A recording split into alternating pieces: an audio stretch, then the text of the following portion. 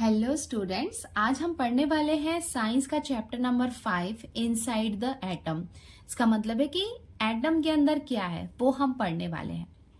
Can you recall? ये हमने already 7th standard में देखा है, एक बार फिर से देख लेते हैं। What is meant by matter? Matter का मतलब क्या होता है? मैटर का मतलब हम अपने आसपास में जितनी भी चीजों को देखते हैं या देख सकते हैं वो क्या होते हैं? मैटर होते हैं। Second, what is an atom? Atom क्या होता है? ये अभी हम ये पैराग्राफ पढ़ेंगे तो हमको समझ में आ जाएगा कि एटम क्या होता है। What is the smallest unit of matter? Matter की स्मॉलेस्ट यूनिट क्या होती है वो भी हमको इस पैराग्राफ में समझ में आ जाएगी। We have seen that matter is made of molecules. तो मैटर जो होता है वो किससे बना हुआ होता है? मॉलिक्यूल से। और मैटर मैंने आपको बताया कि हमारे आसपास सराउंडिंग में जो भी चीज है, आप हो, मैं हूं, ये पेंसिल है, ये बुक है, या जो भी ऐसी चीज जिसे हम देख सकते हैं वो मैटर होता है। और मैटर के 3 स्टेट्स होते हैं, ये भी हमने पढ़ा है, सॉलिड, लिक्विड और गैस। बट वो मैटर्स जो होते हैं वो मॉलिक्यूल्स से मिलके बने हुए होते हैं। Molecules are formed from atoms. और जो मॉलिक्यूल्स होते हैं वो किससे बने हुए होते हैं? एटम से। Effectively an atom is the smallest unit of matter. देखो ये आपको इसका आंसर मिल गया। What is the smallest unit of matter? तो ये है, atom is the smallest unit of matter. तो किसी भी मैटर का सबसे स्मॉलेस्ट यूनिट क्या होता है? Atom. An atom is the smallest particle of an element. तो किसी भी एलिमेंट का एटम क्या होता है? उसका स्मॉलेस्ट पार्टिकल होता है। which retains its chemical identity in all the physical and chemical changes। तो कोई भी फिजिकल या उसमें केमिकल चेंजेस होते हैं तो उसकी जो केमिकल आइडेंटिटी होती है, किसकी? एटम की केमिकल आइडेंटिटी जो होती है वो रिटेन होती है। इसका मतलब जैसी है वैसी ही रहती है। The table 5.1 shows names and formulae of some substances। तो ये है टेबल 5.1 जहां पे हमें नेम ऑफ सब्सटेंस दिया हुआ है और उनके फॉर्मूलाज हमें दिए हुए हैं। Complete the table by putting tick marks in appropriate box. तो हमें क्या करना है? एप्रोप्रिएट बॉक्स में, मतलब इसके करेक्ट बॉक्स में हमें टिक करना है। To indicate the information of smallest particle. तो ये वाला जो है ये हमें क्या बता रहा है? Smallest particle of the substance and type of matter. यहाँ पे हमें दिया हुआ है type of matter. Type of matter में वो एलिमेंट है या कंपाउंड है। कंपाउंड का मतलब जब 2 और मोर एलिमेंट्स आपस में कंबाइन हो जाते हैं तो वो क्या करते हैं? कंपाउंड फॉर्म करते हैं। और इनका स्मॉलेस्ट पार्टिकल मतलब सबसे छोटा पार्टिकल कौन सा है? कि वो एटम है या मॉलिक्यूल है या एक सिंगल टाइप के उसमें एटम है या डिफरेंट टाइप के उसमें एटम्स है, उसमें हमें टिक करना है। तो जो हमें ऑलरेडी दिया हुआ है उसमें हम सबसे पहले एक बार देख लेते हैं। जैसे वाटर है, वाटर का फॉर्मूला क्या होता है? H2O। H2O क्या है? एक मॉलिक्यूल है, वो एटम नहीं है। एटम का मतलब क्या होता है? एक सिंगल एलिमेंट होना चाहिए वहां पे। बट ये क्या है? एक मॉलिक्यूल है। किसका मॉलिक्यूल? हाइड्रोजन और ऑक्सीजन का। देखो, single type of atom in the molecule. Single type of atom इसमें नहीं है। क्यों? क्योंकि इसमें 2 अलग अलग एलिमेंट है, इसमें हाइड्रोजन भी और ऑक्सीजन भी है। इसका मतलब ये क्या है? डिफरेंट टाइप ऑफ एटम्स है इसमें। तो इसके लिए यहाँ पे मॉलिक्यूल में हमने टिक किया और उसके साथ में डिफरेंट टाइप ऑफ एटम्स में।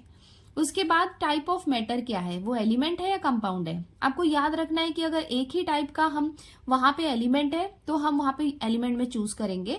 अब यहाँ पे आप देख सकते हो कि एक से ज्यादा एलिमेंट आपस में कंबाइन किए हुए हैं, तो वो क्या है? कंपाउंड है। सेकेंड है ऑक्सीजन। ऑक्सीजन का फॉर्मूला है O2। अभी ये क्या है? एटम है या मॉलिक्यूल है? ये क्या होगा? मॉलिक्यूल होगा, क्योंकि यहाँ पे नंबर ऑफ ऑक्सीजन एटम कितने हैं? 2 है, तो वो क्या होगा? एक मॉलिक्यूल होगा। उसके बाद ये सिंगल टाइप ऑफ एटम है, क्योंकि देखो यहाँ पे सिर्फ ऑक्सीजन ही है ना, ऐसा तो नहीं है कि कोई और एलिमेंट है, तो ये क्या होगा? एक सिंगल टाइप ऑफ एटम होगा। अब हम आते हैं टाइप ऑफ मैटर में, तो ये क्या होगा? एलिमेंट होगा, क्योंकि यहाँ पे एक सिंगल टाइप ऑफ एलिमेंट ही यहाँ पे यूज हो रहा है। अगर मोर देन 1 एलिमेंट होते हैं तो वो क्या होते हैं? कंपाउंड होते हैं। थर्ड है हीलियम। हीलियम को हम रिप्रेजेंट करते हैं He से। ये क्या है? एक एटम है। इसको एटम क्यों लिया है? क्योंकि यहाँ पे एक सिंगल एलिमेंट है। अगर यहाँ पे 2, 3 होता तो नंबर्स ज्यादा अगर होते तो उसको हम मॉलिक्यूल कहते हैं। बट He क्या है? एक सिंगल यहाँ पे एक एटम है। उसके बाद ये क्या है? सिंगल टाइप ऑफ एटम है। He क्या है? हीलियम है, सिर्फ अलोन है। तो वो क्या होगा, एक सिंगल टाइप ऑफ एटम होगा, उसके साथ में वो क्या होगा, एलिमेंट होगा। नेक्स्ट हमें दिया हुआ है हाइड्रोजन। हाइड्रोजन को हम कैसे रिप्रेजेंट करते हैं, H2। तो ये क्या होगा, एक एटम होगा या मॉलिक्यूल होगा, ये एक मॉलिक्यूल होगा। क्यों, क्योंकि यहाँ पे नंबर ऑफ हाइड्रोजन कितने हैं, 2 है। अगर एक से ज्यादा होते हैं तो वो क्या करते हैं, मॉलिक्यूल फॉर्म करते हैं। अब ये आप बताओ सिंगल होगा या डिफरेंट टाइप का होगा। और यहाँ पे क्या है, सिर्फ हाइड्रोजन है और कोई यहाँ पे एलिमेंट नहीं है, तो ये क्या होगा, सिंगल टाइप ऑफ एटम होगा। अब हम आते हैं कि ये एलिमेंट है या कंपाउंड है। देखो कंपाउंड नहीं हो सकता है क्योंकि सिर्फ अकेला हाइड्रोजन है यहाँ पे, तो ये क्या हो जाएगा, एलिमेंट। नेक्स्ट हम आते हैं अमोनिया। अमोनिया का फॉर्मूला होता है NH3। NH3 में देखो क्या क्या है, N है नाइट्रोजन और H है हाइड्रोजन। तो वो एटम होगा या मॉलिक्यूल होगा, ऑब्वियसली वो एक मॉलिक्यूल होगा, क्योंकि यहाँ पे क्या है, एक से ज्यादा एटम है ना। उसके बाद आता है कि सिंगल टाइप है या डिफरेंट टाइप ऑफ एटम्स है। आपको यहाँ पे दिख रहा है कि ये क्या है, डिफरेंट टाइप्स के, तो हम डिफरेंट टाइप्स में टिक कर लेते हैं।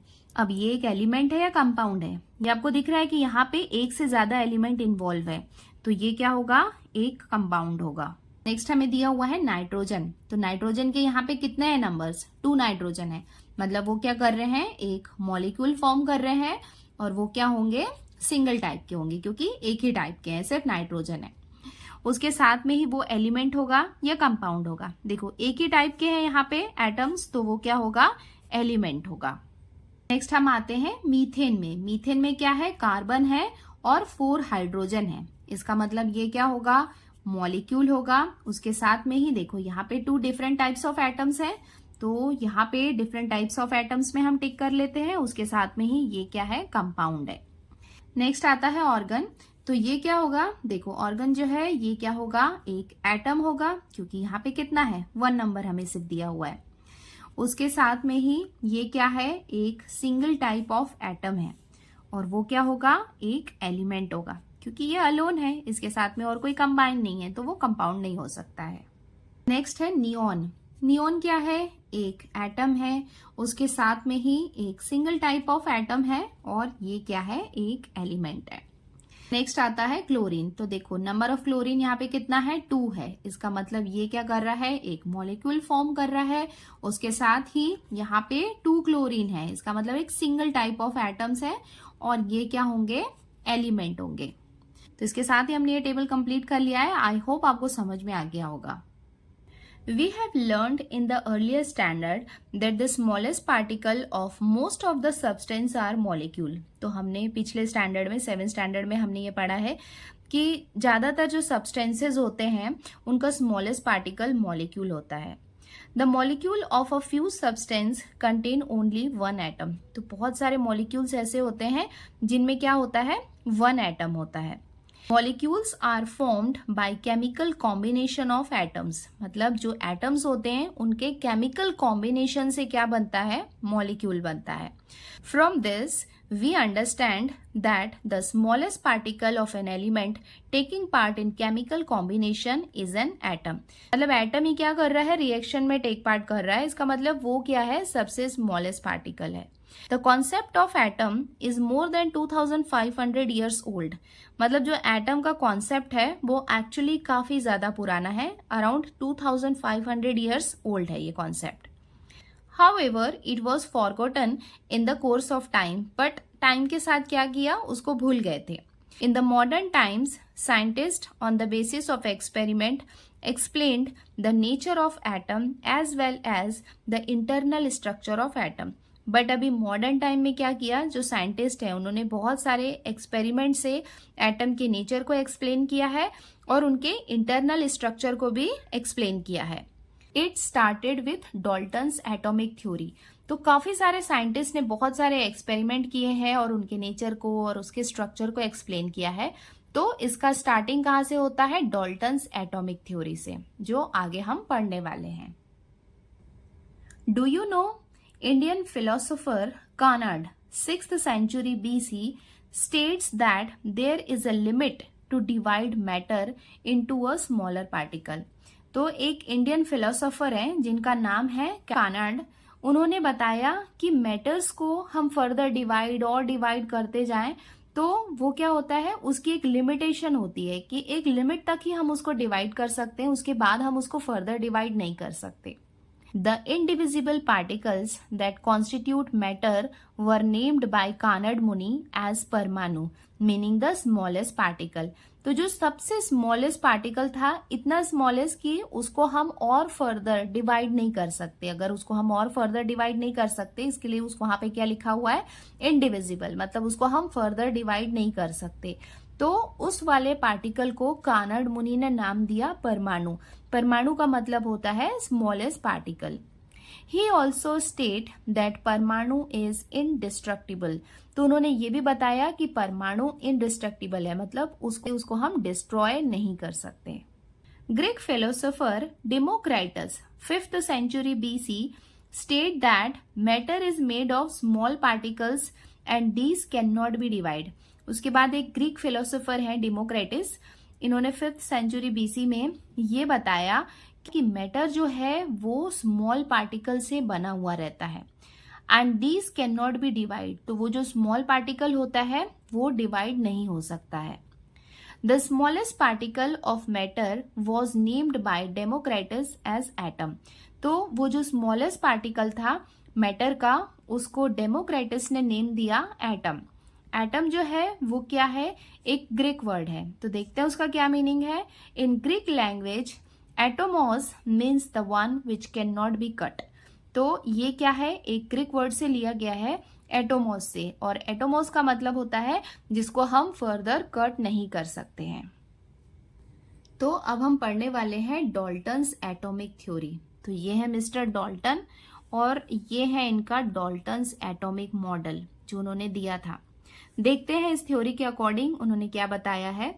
British scientist John Dalton put forth in 1803 AD he celebrated atomic theory. इन्होंने 1803 में एटॉमिक थ्योरी दिया था। According to this theory matter is made of atoms and atoms are indivisible and indestructible.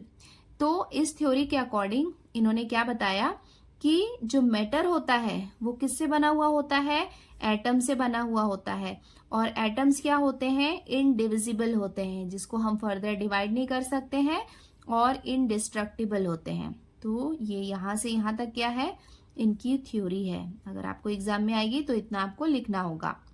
और वो क्या होते हैं, इनडिस्ट्रक्टिबल होते हैं, मतलब डिस्ट्रॉय नहीं हो सकते हैं। All atoms of an element are alike while different elements have different atom with different mass। मतलब किसी एक एलिमेंट में जितने भी एटम्स होते हैं वो अलाइक होते हैं, सेम होते हैं, और डिफरेंट डिफरेंट एलिमेंट्स में डिफरेंट डिफरेंट टाइप के एटम्स होते हैं। तो ये हो गया Dalton's atomic theory. I hope आपको समझ में आ गया होगा। बहुत ही सिंपल है ये थ्योरी कि जितने भी मैटर होते हैं वो एटम से मिलके बने हुए होते हैं, और एटम इनडिविजिबल और इनडिस्ट्रक्टिबल होते हैं। तो ये हो गई Dalton's atomic theory. Try this. Take a solid ball and a boondi laddoo. तो हमने क्या किया, एक सॉलिड बॉल लिया और बूंदी का लड्डू लिया। दोनों के शेप एक जैसे ही होते हैं ना। Press both this sphere with your palm, what did you find. अगर उसको हम अपने पाम से ऐसा प्रेस करेंगे तो क्या होगा। Cut the solid ball with a sharp knife, what did you find. अगर एक सॉलिड बॉल को हम शार्प नाइफ से कट करेंगे तो क्या होगा। A boondi laddoo is found to have an internal structure. तो जो बूंदी लड्डू होता है, आई होप आपने खाया होगा, छोटी छोटी बूंदियों से क्या होता है, एक लड्डू बना हुआ होता है। तो उसमें क्या होता है, उसका एक अपना इंटरनल स्ट्रक्चर होता है। It is formed by sticking smaller particles the boondis to each other. आपको पता ही होगा बूंदी लड्डू जो होता है उसमें छोटी छोटी बूंदीज जो होती हैं वो आपस में क्या होती हैं, स्मॉलर पार्टिकल्स होती है, उसको हम कंसीडर करते हैं एज अ स्मॉलर पार्टिकल, और वो आपस में क्या होती है, स्टिक होती है। However, the solid ball, broadly speaking, does not have an internal structure। तो बट अगर हमने एक सॉलिड बॉल को लिया, एक सॉलिड बॉल, टेनिस बॉल की बात नहीं कर रहे हैं, वो तो अंदर से खोखली होती है। सॉलिड बॉल की हम बात कर रहे हैं तो उसका कोई ऐसा पर्टिकुलर इंटरनल स्ट्रक्चर नहीं होता है। The atom as described by Dalton turned out to be a hard solid sphere with no internal structure. तो जैसा कि हमारे डाल्टन सर ने बताया है कि जो एटम होते हैं वो हार्ड होते हैं, एक सॉलिड स्फीयर की तरह होते हैं और उसका कोई भी इंटरनल स्ट्रक्चर नहीं होता है। According to Dalton's atomic theory, the mass is distributed uniformly in an atom. तो डाल्टन के अकॉर्डिंग उसका जो मास होता है, उसका वेट जो है वो एटम में यूनिफॉर्मली मतलब बिल्कुल बराबर जो होता है वो डिस्ट्रीब्यूट होता है। The scientist J Thomson demonstrated experimentally. तो एक और साइंटिस्ट हैं जे थॉमसन, उन्होंने एक्सपेरिमेंटली क्या डेमोन्स्ट्रेट किया, डेमोन्स्ट्रेट मतलब क्या बताया हमें करके, that the negatively charge particle inside an atom have a mass 1800 times less than a hydrogen atom। तो उन्होंने ये बताया कि जो एटम होता है, एटम के अंदर क्या होते हैं, negatively charge particle, negatively charge particles जो होते हैं और उनका मास बहुत कम होता है। कितना होता है, 1800 times less than a hydrogen atom. तो हाइड्रोजन एटम से उसका 1800 टाइम्स मास लेस होता है। Later these particles were named as electron. तो उसके बाद यहाँ पे जो हम नेगेटिवली चार्ज पार्टिकल की बात कर रहे हैं ना, उसको बाद में क्या नाम दिया गया, electron. Common substances are usually electrically neutral. तो कॉमन सब्सटेंस इलेक्ट्रिकली न्यूट्रल होते हैं। Obviously, the molecules of substance and the atom which combine chemically to form molecule are electrically neutral। इसका मतलब ये है कि molecules जब बनता है तो उसमें atoms ही आपस में chemically combine हो रहे हैं। तो किसी भी molecules में जो atoms है जो chemically combine हो रहे हैं वो electrically neutral हैं। How is an atom electrically neutral in spite of having negatively charged electrons in it? तो अगर किसी एटम में इलेक्ट्रिकली न्यूट्रल है वो, तो वहां पे अगर नेगेटिवली चार्ज्ड इलेक्ट्रॉन है तो वो न्यूट्रल कैसे हो सकता है। Thomson overcame this difficulty by putting forth the plum pudding model of atomic structure. तो ये वाला प्रॉब्लम जो आया कि अगर उसमें नेगेटिवली चार्ज्ड इलेक्ट्रॉन्स हैं तो वो इलेक्ट्रिकली न्यूट्रल कैसे हुआ, उसको रिजॉल्व करने के लिए थॉमसन ने एक मॉडल दिया जिसका नाम है थॉमसन का प्लम पुडिंग मॉडल। चलो देखते हैं इस मॉडल में उन्होंने क्या बताया है हमें। Thomson's plum pudding model of atom. तो उन्होंने एटम को एक प्लम पुडिंग मॉडल के थ्रू एक्सप्लेन किया है। तो ये है मिस्टर जे थॉमसन और ये है उनका Thomson plum pudding model of atom.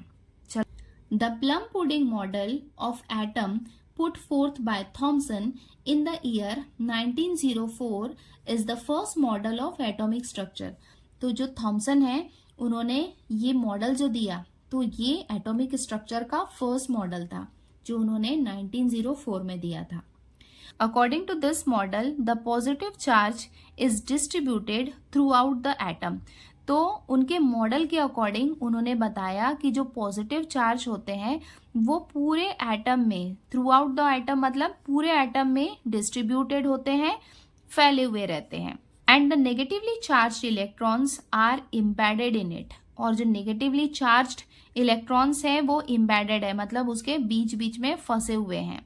The distributed positive charge is balanced by the negative charge on the electrons.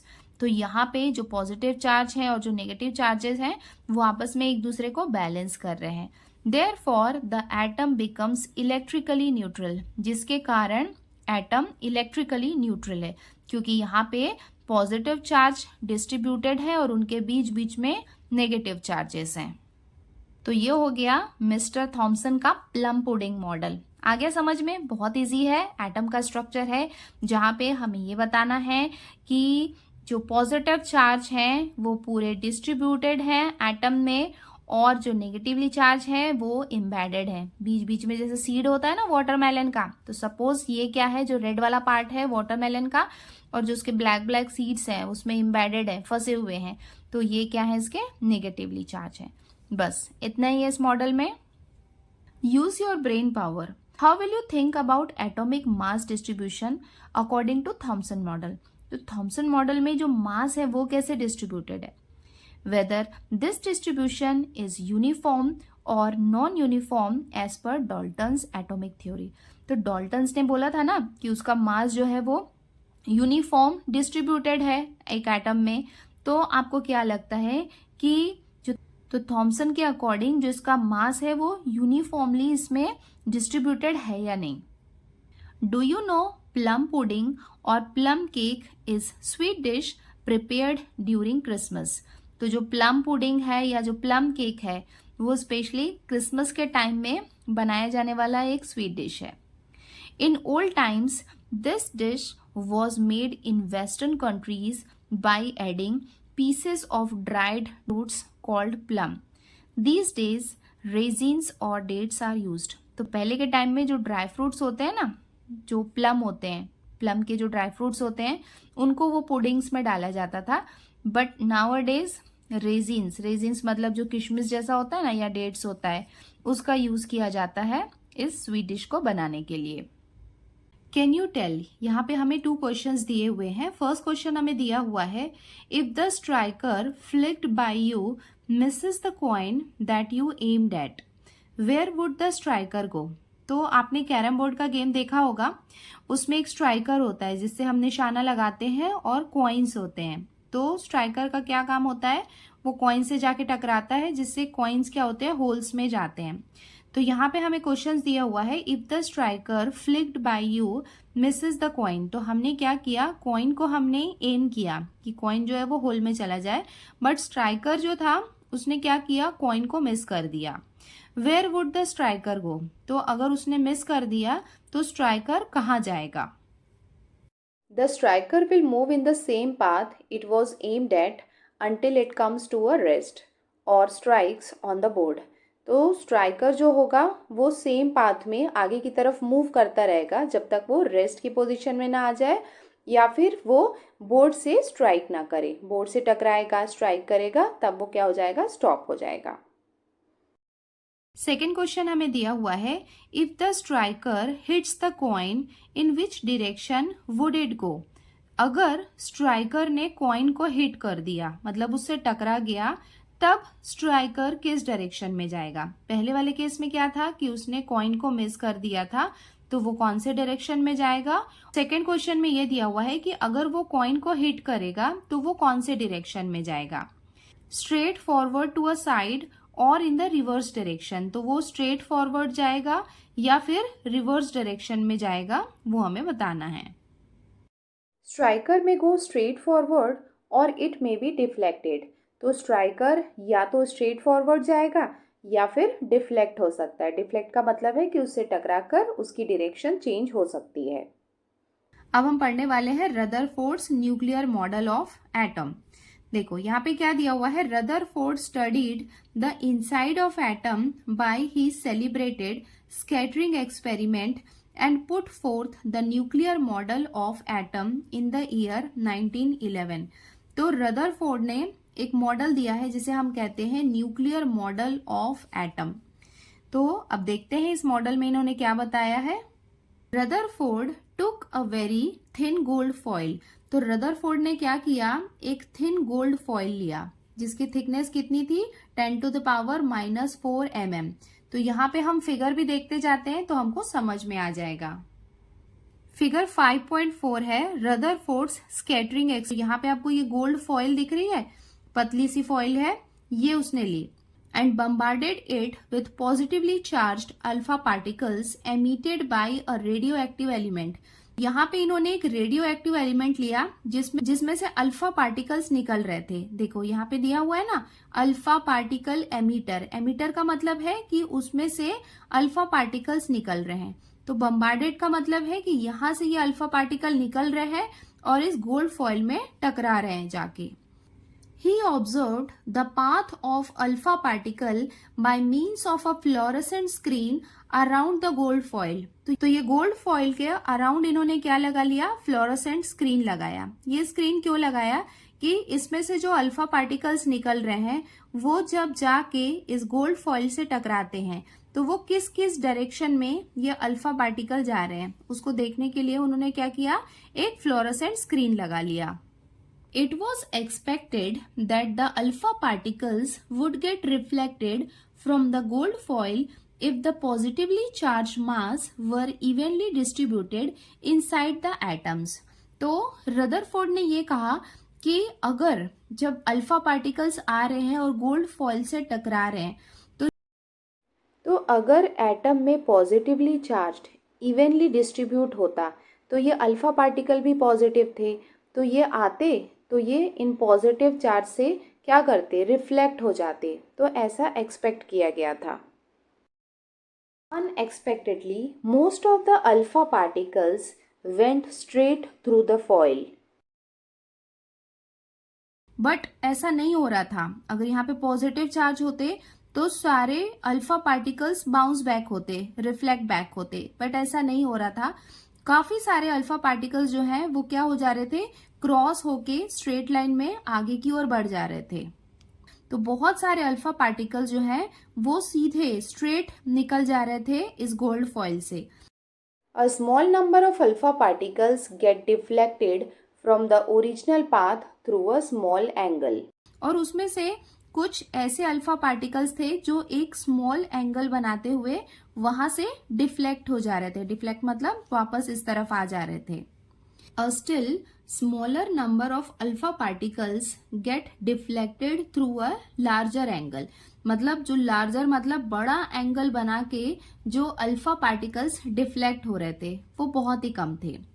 And surprisingly, one alpha particle out of 20,000 bounced back in the direction opposite to the original path. 20,000 में से सिर्फ 1 alpha particle ऐसा था जो bounced back हो रहा था। कहाँ पे, जो उसका ओरिजिनल पाथ था स्ट्रेट लाइन में, तो उसके ऑपोजिट साइड में बाउंस बैक हो रहा था। तो ये तो हमने पढ़ लिया रदरफोर्ड का एक्सपेरिमेंट, जिसमें उन्होंने अल्फा पार्टिकल को बम्बार्ड किया एक गोल्डन फॉइल में और वहां पे जो अल्फा पार्टिकल्स थे वो अलग अलग एंगल्स बनाते हुए कहीं वो डिफ्लेक्ट हो रहे थे, कभी वो स्ट्रेट लाइन में चले जा रहे थे और कहीं वो दूसरे एंगल में बनाते हुए डिफ्लेक्ट हो रहे थे। तो ये उन्होंने एक्सपेरिमेंट किया। The large number of the alpha particles that went straight through the foil indicates that there was no obstacles in their path. तो उसके बाद उन्होंने क्या कंक्लूजन निकाला, ये है रदरफोर्ड का एटॉमिक मॉडल। तो उन्होंने ये बताया कि जो अल्फा पार्टिकल्स जो हैं वो बिल्कुल स्ट्रेट लाइन में जब बाहर तभी निकल पा रही हैं जब उनके पाथ में कोई ऑब्स्टिकल नहीं है। इसका मतलब कोई पॉजिटिव या कोई नेगेटिव चार्ज उसके रास्ते में नहीं आ रहा है, वो सीधे क्या हो रहे हैं, स्ट्रेट लाइन में बाहर निकल जा रही है। इसका मतलब ये क्या है, एम्प्टी स्पेस है, यहाँ पे कोई भी ऑब्स्टिकल्स नहीं है। It meant that there must be mainly an empty space inside the atom in the solid gold foil. तो वही जो मैंने आपको बताया कि यहाँ जहाँ पे एम्प्टी स्पेस है वहां से ये अल्फा पार्टिकल सीधे बाहर निकल जा रही हैं। The small number of alpha particles that get deflected through a small or a big angle must have faced an obstacle in their path. उसके साथ में हमने ये भी देखा था कि जो थोड़ी सी अल्फा पार्टिकल्स जो थे वो एक एंगल बनाते हुए डिफ्लेक्ट हो रहे थे, किसी और एंगल में वो मूव कर जा रहे थे। इसका मतलब कोई ना कोई ऑब्स्टिकल उनके पाथ में आ रहा था जिससे वो एक एंगल बनाते हुए डिफ्लेक्ट हो रही थी। It meant that the positively charged and heavy part causing obstructions would be in the center of the atom. इसका मतलब है कि एटम के सेंटर में एक पॉजिटिवली चार्ज सेंटर है। From this, Rutherford put forth a nuclear model for atom as follows. तो इस एक्सपेरिमेंट के बेस पे रदरफोर्ड ने हमें एटॉमिक मॉडल दिया। There is a positively charged nucleus at center of an atom. तो उन्होंने ये बताया कि एक एटम के सेंटर में क्या होता है, पॉजिटिवली चार्ज्ड न्यूक्लियस होता है। Almost the entire mass of the atom is concentrated in the nucleus. तो जो एटम का जो मास होता है, एंटायर मास होता है, वो कहाँ पे, उसके न्यूक्लियस में। मतलब जैसे सपोज ये क्या है, एक एटम है और ये क्या है, उसका सेंटर है सपोज। तो ये सेंटर में क्या है, पॉजिटिवली चार्ज्ड है। ये एटम का जो मास है वो इसके न्यूक्लियस में कॉन्सेंट्रेट होता है। Negatively charged particles called electrons revolves around the nucleus. Nucleus के बाहर ये नेगेटिवली चार्ज्ड इलेक्ट्रॉन्स जो है वो रिवॉल्व कर रहे हैं, इसका मतलब इसके गोल गोल घूम रहे हैं। The total negative charged on all the electron is equal to the positive charge on the nucleus। इसका मतलब यहाँ पे जितने भी नेगेटिव चार्जेस होते हैं इलेक्ट्रॉन्स में और जो न्यूक्लियस में जितने भी पॉजिटिव चार्ज होते हैं वो दोनों इक्वल है और वो दोनों एक दूसरे को बैलेंस कर रहे हैं। As the opposite charges are balanced, the atom is electrically neutral। इसका मतलब दोनों ऑपोजिट चार्जेस उसमें हैं, पॉजिटिव चार्ज भी है सेंटर में और नेगेटिव चार्ज भी उसको रिवॉल्व कर रहा है, जिसके कारण एटम क्या होता है, इलेक्ट्रिकली न्यूट्रल होता है। There is an empty space between the revolving electrons and the atomic nucleus. इसका मतलब ये इसका न्यूक्लियस है और इसके चारों ओर जो इलेक्ट्रॉन्स घूम रहे हैं उनके बीच में क्या होता है, एम्प्टी स्पेस होता है। ये हमने पढ़ा Rutherford's nuclear model of atom. अब यहाँ पे कुछ क्वेश्चंस दिए हुए हैं, वो भी हम देख लेते हैं। Use your brain power. Which discovery did point out that an atom has internal structure. तो कौन सी डिस्कवरी ने ये बताया कि एटम का इंटरनल स्ट्रक्चर होता है। The discovery of radioactivity in 1896 pointed out that an atom has an internal structure. It means जो रेडियोएक्टिव एलिमेंट्स होते हैं उनमें से अल्फा पार्टिकल्स निकलते हैं और उन अल्फा पार्टिकल्स का यूज़ होता है एटम के इंटरनल स्ट्रक्चर को जानने में। तो ये डिस्कवरी बहुत इंपॉर्टेंट थी। क्वेश्चन नंबर 2 है, what is the difference between the solid atom in Dalton's atomic theory and Thomson's atomic model? Basic difference between the two models are, Dalton proposed that an atom was indivisible and indestructible, whereas Thomson worked on the existence of subatomic particles inside an atom and their arrangements, that positive charge is distributed throughout the atom and the negatively charged electrons are embedded in it. Third question हमें दिया हुआ है, explain the difference between the distribution of positive charge in Thomson's atomic model and Rutherford's atomic model. तो यहाँ पे Thompson and Rutherford दोनों ने positive charges के बारे में बताया है, उसके डिस्ट्रीब्यूशन के बारे में बताया है, तो उसमें क्या डिफरेंस है वो हमें बताना है। According to Thomson's atomic model, the positive charge is distributed throughout the atom.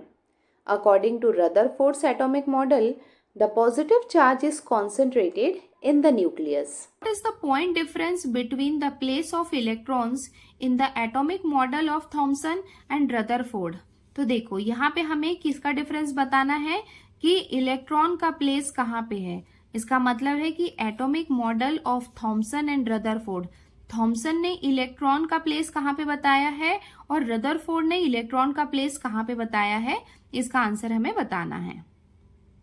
According to Thomson's atomic model, the negatively charged electrons are embedded in a positively charged solid material and they are stationary. According to Rutherford's atomic model, the negatively charged electrons revolve around the nucleus. What is the thing which is present in Rutherford's atomic model and not present in Dalton's and Thomson's atomic model? तो ऐसी कौन सी चीज है जो Rutherford के atomic model में present है लेकिन डॉल्टन्स और थॉमसन के मॉडल में प्रेजेंट नहीं है? इसका आंसर हो जाएगा न्यूक्लियस, क्योंकि न्यूक्लियस के बारे में सिर्फ रदरफोर्ड ने बताया है, डॉल्टन्स और थॉमसन ने न्यूक्लियर के बारे में कुछ भी नहीं बताया। तो इसका आंसर हो जाएगा nucleus. An established law of physics, an electrically charged body is revolving in a circular orbit, its energy decreases. तो एक established physics का law है जिसके अकॉर्डिंग कि अगर कोई electrically charge body continuously revolve कर रही है एक सर्कुलर ऑर्बिट में, अगर वो रिवॉल्व कर रही है तो उसकी एनर्जी डिक्रीज हो जाती है, मतलब कम हो जाती है. According to this law, the atom described in Rutherford's model turns out to be unstable. तो इस लॉ के अकॉर्डिंग कि रदरफोर्ड ने ये बताया था कि उसमें इलेक्ट्रॉन्स कंटिन्यूअसली एक सर्कुलर पाथ में रिवॉल्व कर रहे हैं. तो फिजिक्स के लॉ के अकॉर्डिंग अगर इलेक्ट्रॉन्स ऐसे सर्कुलर ऑर्बिट में रिवॉल्व करते रहेंगे तो उसकी एनर्जी डिक्रीज हो जाएगी, और अगर उसकी एनर्जी डिक्रीज हो जाएगी तो वो एटम अनस्टेबल हो जाएगा. In reality however all atom except radio active atom are stable. But reality में जितने भी एटम्स होते हैं वो स्टेबल होते हैं, सिर्फ रेडियो एक्टिव एटम्स अनस्टेबल होते हैं. This shortcoming of Rutherford's atomic model was removed by the atomic model put forth by Niels Bohr in the year 1913. इसका मतलब कि रदरफोर्ड के मॉडल में एक कमी थी कि उन्होंने जो सर्कुलर ऑर्बिट बताया था इलेक्ट्रॉन्स का, उसके अकॉर्डिंग एटम्स अनस्टेबल हो जा रहे थे.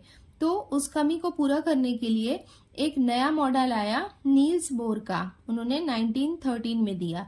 तो अब हम पढ़ने वाले हैं Bohr's stable orbit atomic model.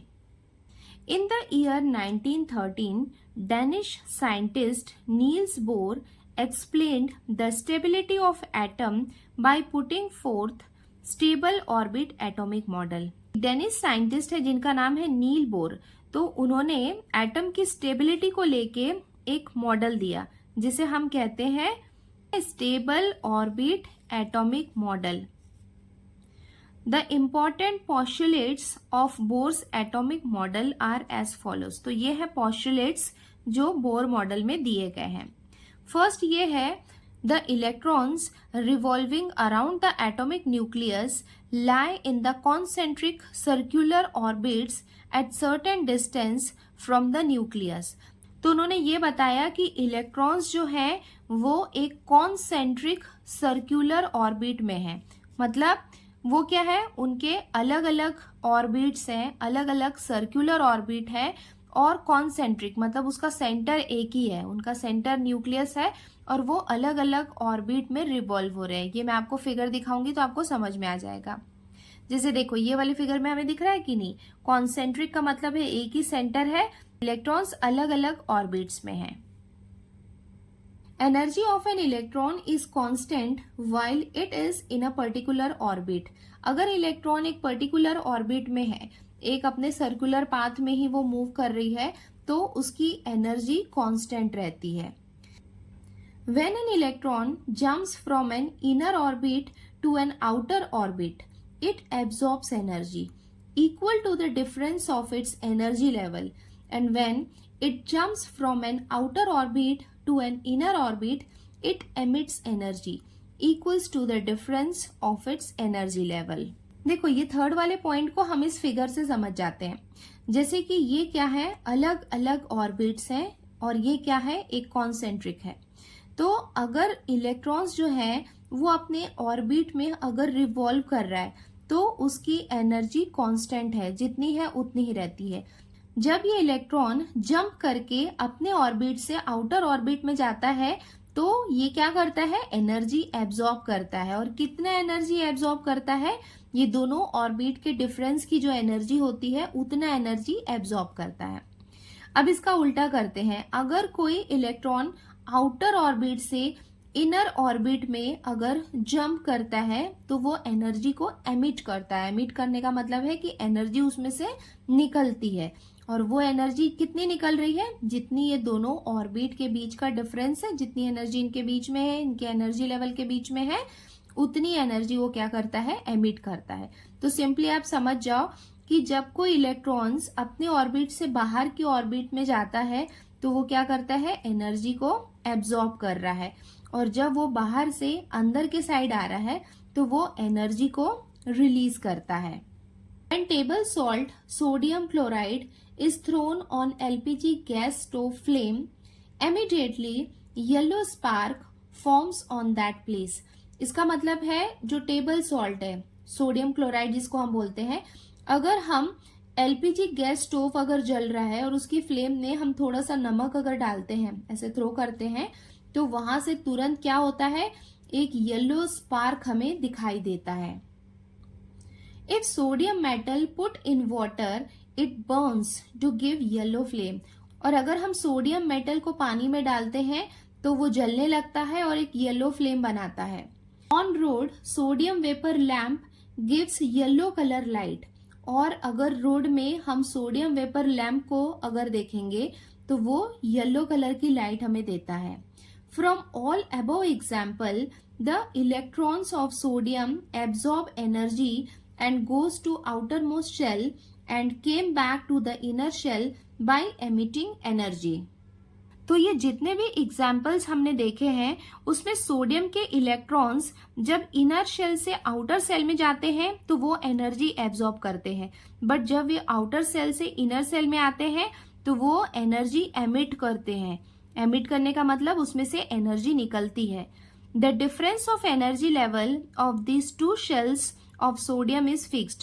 तो कितनी एनर्जी एमिट होगी, कितनी लाइट उसमें से एमिट होगी, वो फिक्स होती है।